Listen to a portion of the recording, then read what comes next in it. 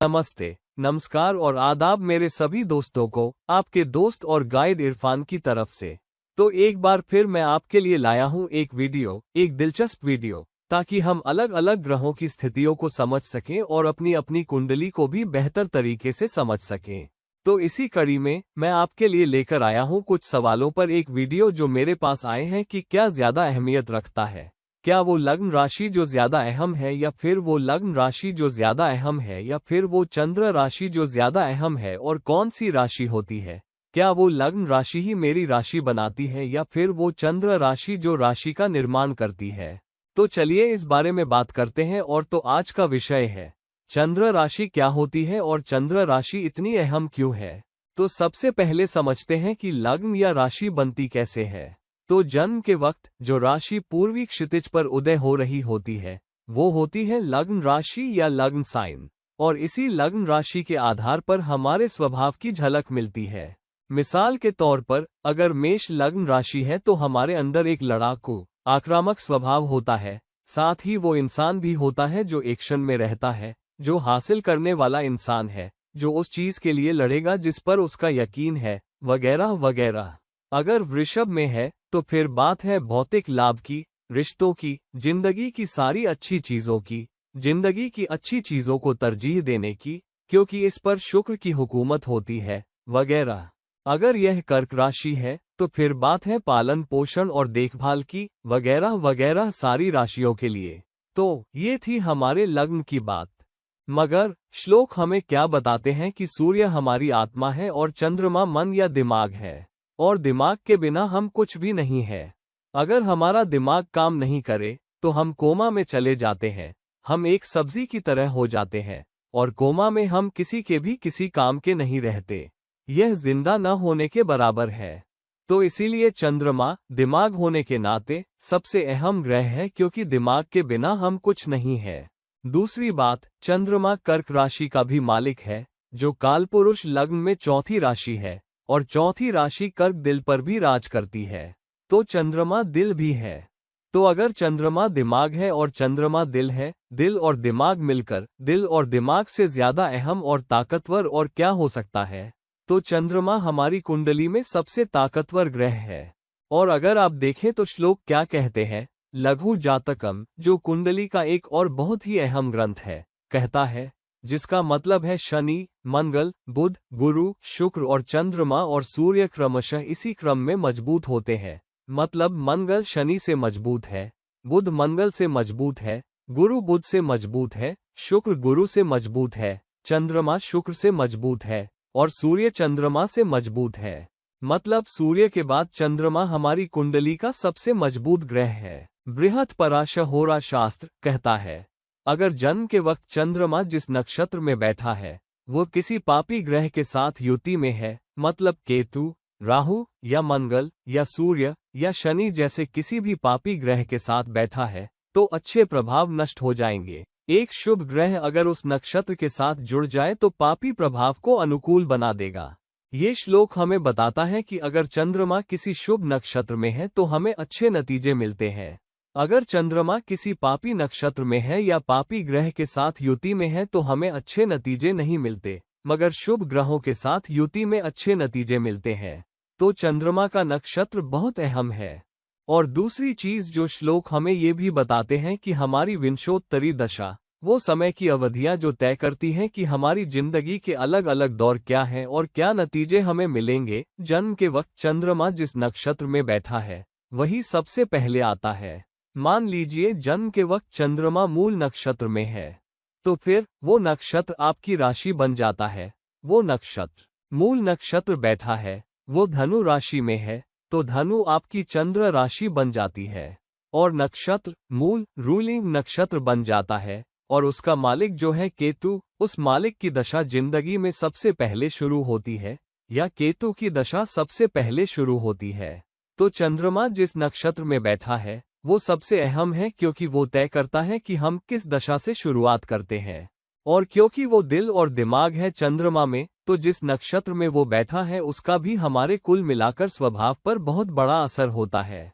तो लग्न राशि हमें कुल मिलाकर चरित्र देती है, मगर जो नजरिया हमारा होता है जो मानसिकता हमारी होती है, जो तरीका हमारा होता है, जो भावनात्मक संतुलन हमारा होता है, वो सब चंद्र राशि से आता है। तो चंद्र राशि एक राशि होती है, जबकि लग्न राशि एक उदय या लग्न होता है। तो लग्न की अपनी अहमियत है, मगर चंद्र राशि ही हमारी राशि होती है, जिसे राशि कहा जाता है, जो हमारी जिंदगी पर हुकूमत करती है। अब ये इतनी अहम क्यों है?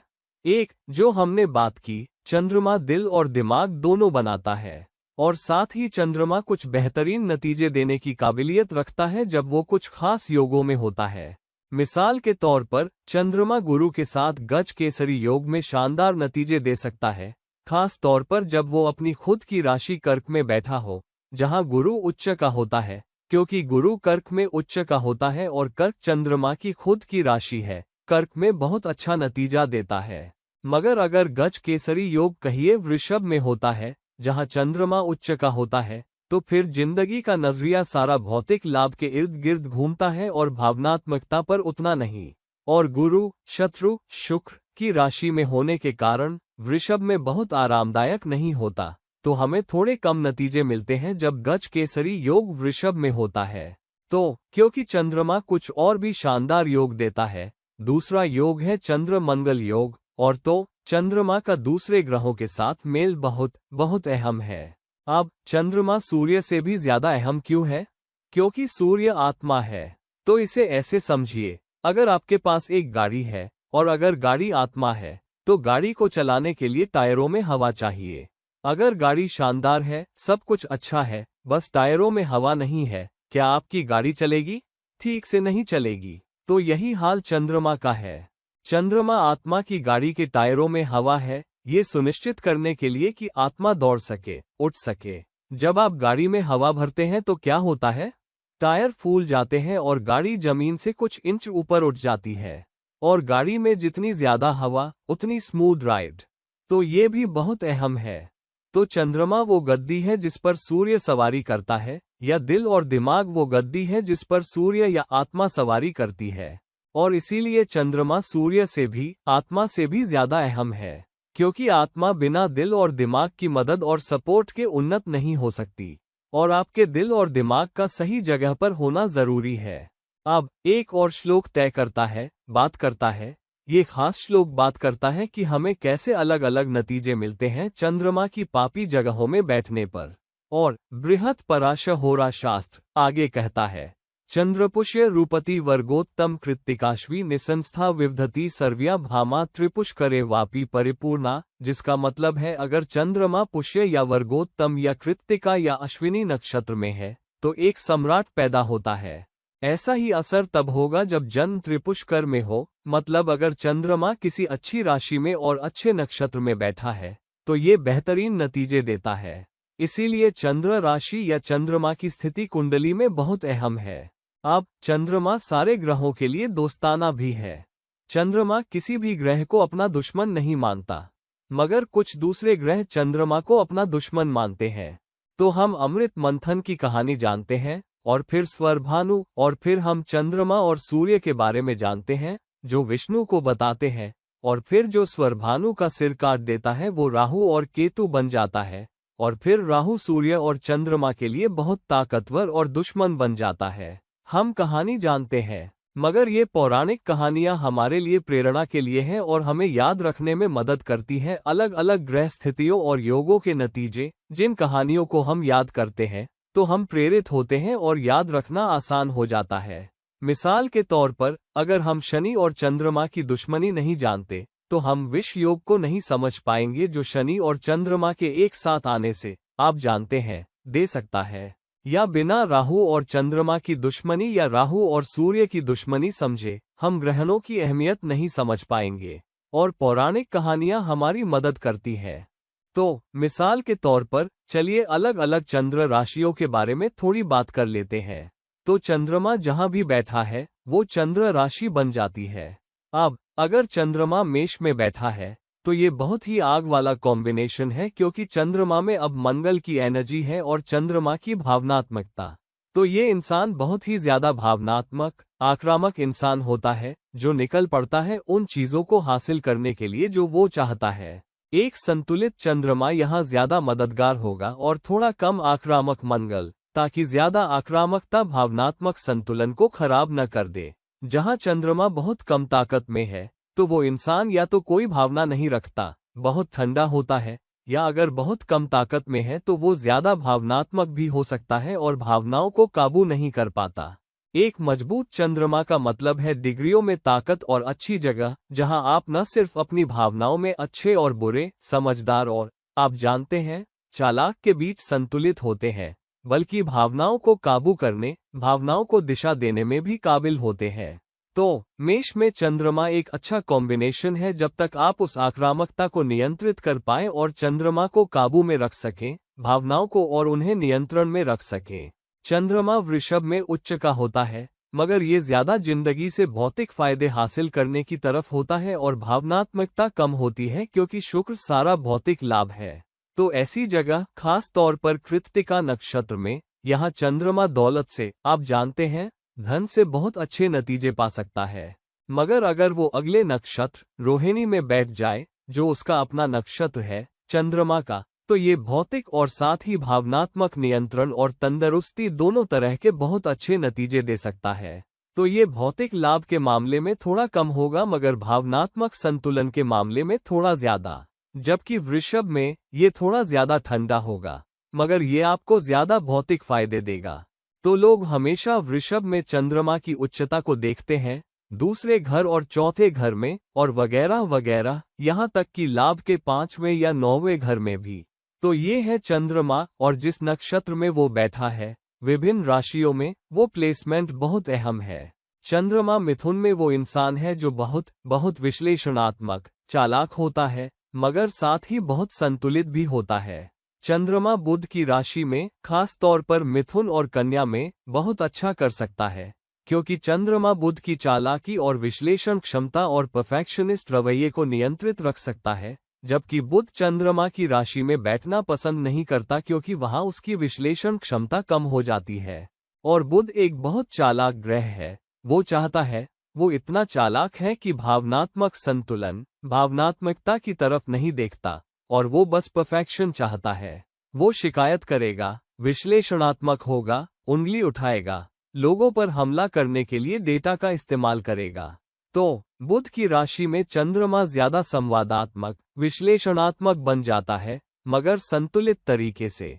तो ये बुध के विश्लेषणात्मक, शिकायत करने वाले, परफेक्शनिस्ट रवैये और दूसरी तरफ गुरु की अतिरिक्त नेकनीयती, बड़े दिल वालेपन के बीच संतुलन बना पाता है। तो ये तीनों ही मानसिक क्षमताओं से जुड़े हैं। बुध विश्लेषण, चालाकी से, गुरु बड़े दिल वालेपन, बुद्धिमत्ता से, जबकि चंद्रमा भावनात्मक संतुलन और भावनात्मक ताकत से।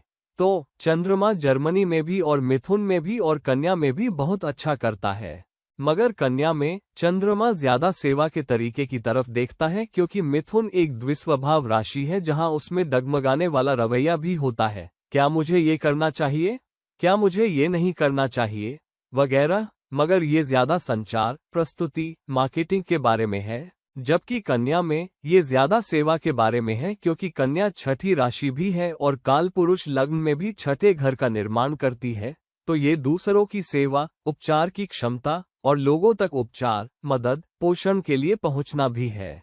तो वहां चंद्रमा बहुत अच्छा करता है। कर्क में चंद्रमा की अपनी राशि में बेशक चंद्रमा बहुत अच्छा करता है। अगर ये ताकत में अच्छा है तो ये अपनी पोषण क्षमताओं, अपनी देखभाल क्षमता को बढ़ाता है और ये अपनी ताकत भी देता है। ये कुछ हद तक भौतिक लाभ में भी मदद करता है क्योंकि चौथा घर आपकी प्रॉपर्टी, वाहन और सारी भौतिक सुख सुविधाओं का भी निर्माण करता है। सिंह में चंद्रमा में ये आग वाला स्वभाव होता है, मगर ये ज्यादा गर्व के लिए होता है। यहाँ चंद्रमा स्वाभिमान, गर्व के लिए लड़ता है और गर्व और स्वाभिमान के बीच एक पतली लकीर होती है। तो कभी कभी अगर सूर्य थोड़ा ज्यादा मजबूत है तो आप लोगों से एक छोटी सी बात पर भी लड़ पड़ते हैं क्योंकि आपको लगता है आपका अपमान हुआ है, गर्व दांव पर लगा है। तो कभी कभी आप ज्यादा घमंडी भी हो सकते हैं, मगर ये एक बहुत अच्छी जगह है स्वयं को बढ़ाने, आत्म साक्षात्कार के लिए जाने की भावना रखने में। अगर चंद्रमा मजबूत है और अगर अच्छी युतियां और योग भी उन्नति के स्रोत के लिए बन रहे हैं। तो चलिए तुला पर चलते हैं। तुला में चंद्रमा फिर से शुक्र की राशि में बहुत अच्छा करता है, मगर ये ज्यादा रवैया रिश्तों कनेक्शनों के जरिए की तरफ होता है। ये आपके जीवन साथी, विपरीत लिंग और बड़े पैमाने पर रिश्तों की तरफ भी होता है।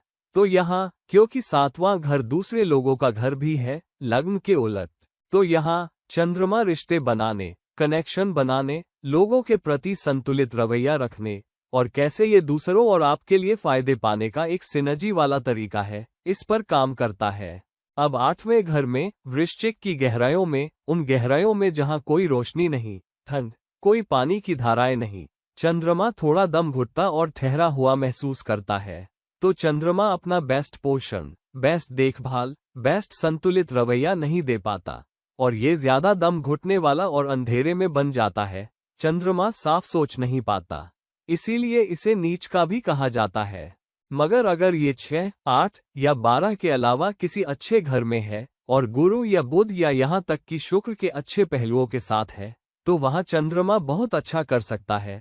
और अगर चंद्रमा किसी अच्छे घर में मजबूत है, तो इसकी मजबूत विश्लेषण क्षमता या जानकारी निकालने और उसे इंसानियत के बेहतर इस्तेमाल में लाने की काबिलियत हो सकती है, खास तौर पर अगर ये 11वें घर में है या अगर ये 9वें घर में है या यहाँ तक कि अगर ये 10वें घर में है। 9वीं राशि में जो धनु में है, वहाँ ये चंद्रमा के लिए एक जाने की भावना है। ये साहसिक कार्य की भावना, उच्च प्रेरणा, एक हंसमुख भावना है। कोई इंसान जो हंसना पसंद करता है, जरूरत से ज्यादा आशावादी होता है और यहाँ चंद्रमा भी बहुत अच्छा करता है। ये एक यात्री है, एक घुमक्कड़ है और ये वो इंसान है जो जंजीरों में बंधना पसंद नहीं करता। और ये एक बहुत मेहनती चंद्रमा है, बाहर निकलकर चीजें करने वाला। और ये उन लोगों के लिए एक अच्छी जगह है जो भटकना चाहते हैं, संस्कृतियों के पार काम करना चाहते हैं, कड़ी मेहनत करना चाहते हैं, दुनिया भर के लोगों और कनेक्शनों से जानकारी हासिल करना चाहते हैं और पूरी इंसानियत के लिए बेहतर करना चाहते हैं। और फिर मकर में चंद्रमा, यहाँ चंद्रमा एक बहुत मेहनती इंसान है, एक प्रोजेक्ट पर बहुत मेहनत से काम करने वाला, एक खास गतिविधि पर बहुत मेहनत करने वाला। ये सुनिश्चित करने के लिए लंबे समय तक काम कर सकता है कि किसी प्रोजेक्ट पर काम पूरे समर्पण, पूरे फोकस और एकाग्रता के साथ हो, क्योंकि चंद्रमा एकाग्रता है, चंद्रमा फोकस है और अपने कर्म से काम निकालना। तो मकर में चंद्रमा ज्यादा कर्म के बारे में है और शनि मकर का मालिक होने के नाते कर्मिक, ये एक कर्मिक संतुलन करने वाला है। तो अपने कर्मिक ऋण चुकाना, अपने कर्मिक ऋणों की तरफ काम करना।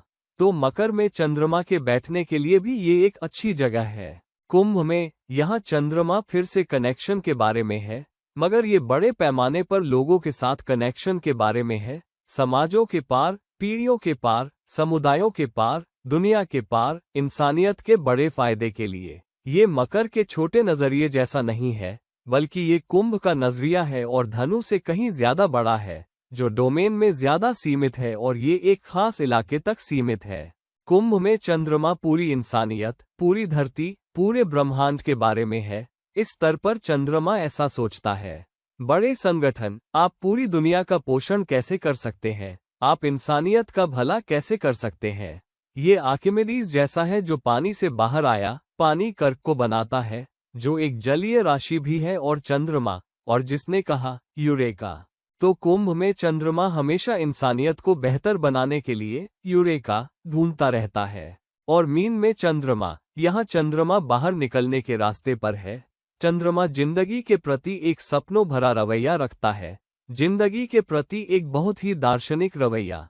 यहाँ ये भौतिकवादी नहीं है, यहाँ ये रोजमर्रा की पिसाई में नहीं पड़ता, यहाँ ये एक दार्शनिक रवैये से सोचता है, एक ध्यानपरक स्तर पर, एक आध्यात्मिक स्तर पर, एक बहुत बहुत खुशनुमा हालत में होने के लिए, एक बहुत अलग थलग पोजीशन में, एक बहुत शांत, दार्शनिक, एकांत उन्मुख पोजीशन में, एक बहुत खुशनुमा पोजीशन में, लगभग कुछ भी छोड़कर बाहर निकल जाना चाहता है। यहाँ अगर झटका लगे तो चंद्रमा बहुत भावनात्मक भी हो सकता है, क्योंकि मीन भी एक जलीय राशि है और चंद्रमा कर्क को भी बनाता या हुकूमत करता है, जो एक जलीय राशि है। और चंद्रमा पानी पर अधिकतम मात्रा में ताकत लगाता है, ज्वार भाटा जो हमें मिलते हैं चंद्रमा के असर से। तो आपका चंद्रमा जरूरत से ज्यादा भावनात्मक भी हो सकता है, मगर अगर ये अच्छी तरह से संतुलित है तो ये बहुत दार्शनिक हो सकता है। ये दर्शन की विभिन्न किताबें, वो सिद्धांत जो हमारे पास है, सब मीन में बैठे चंद्रमा के कारण। तो ये है अलग अलग राशियां मेरे दोस्तों। मैं एक सीरीज बनाने जा रहा हूं जहां मैं हर एक चंद्र राशि के बारे में डिटेल में जाऊंगा और उनका क्या मतलब है और प्लेसमेंट का क्या मतलब है। मगर चंद्र राशि ही आपकी कुंडली में सबसे अहम राशि है, और दूसरी ग्रह स्थितियों और प्लेसमेंट के साथ और लग्न क्या है, क्या ताकतें हैं और कौन से योग है, उससे तय होगा कि आप अपने दिमाग का कैसे इस्तेमाल कर सकते हैं, अपनी आकांक्षाओं और इच्छाओं को कैसे एड्रेस कर सकते हैं और उसे जिंदगी में आगे बढ़ने के लिए इस्तेमाल कर सकते हैं। तो आपके पास कोई भी सवाल हो या आपकी चंद्र ग्रह स्थिति के बारे में कोई भी सवाल हो या आपकी चंद्र राशि के बारे में, या करियर, प्रेम जीवन, आपकी सेहत, आपकी आर्थिक सूरत हाल, जो भी हो, कृपया मुझे मेरे ईमेल आईडी पर संपर्क करें, लिंक नीचे दी गई है। और कृपया इस चैनल को सब्सक्राइब करें। कृपया बेल आइकन दबाएं क्योंकि आपको पता चल जाएगा कि मेरा नया वीडियो कब आ रहा है। कृपया इस वीडियो को शेयर करें, कृपया इस वीडियो को लाइक करें। और जब तक हम किसी और वक्त मिलते हैं, ये थे आपके दोस्त एस्ट्रोलॉजी में इरफान, साइनिंग ऑफ।